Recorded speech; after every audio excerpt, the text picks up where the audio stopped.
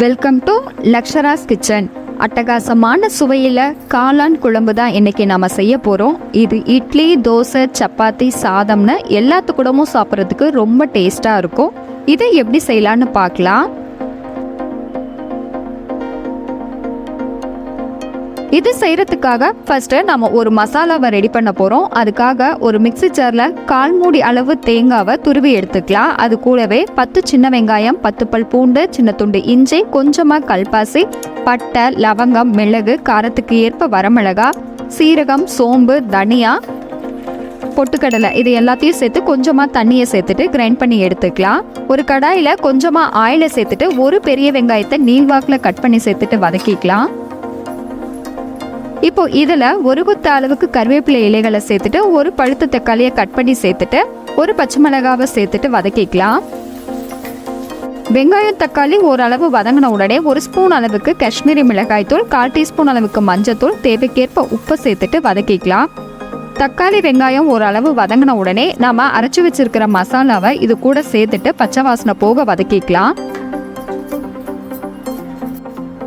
மசாலா நல்லா இந்த அளவு வதங்கின உடனே இதில் நம்ம கட் பண்ணி வச்சிருக்கிற காளானை சேர்த்துக்கலாம்.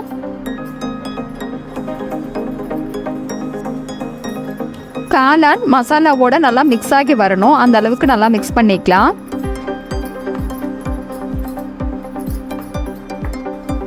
நல்லா இந்த அளவு மிக்ஸ் ஆன உடனே இதில் மிக்ஸி ஜாரில் கொஞ்சமாக தண்ணியை சேர்த்து இது கூட சேர்த்து கலந்து விட்டுக்கலாம்.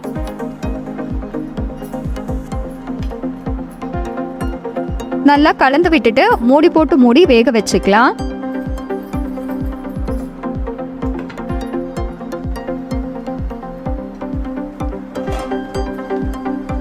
குழம்பு ஓரளவு வெந்து ரெடி ஆயிடுச்சு. அடி பிடிக்காம இருக்கிறதுக்காக கலரி விட்டுட்டு திரும்பவும் மூடி போட்டு மூடி வேக வச்சுக்கலாம். குழம்பு நல்லா வெந்து எண்ணெய் பிரிஞ்சு ரெடி ஆயிடுச்சு. இப்போ இது மேலே கை நிறைய கொத்தமல்லி இலைகளை சேர்த்துட்டு கலந்து கொடுத்துக்கலாம்.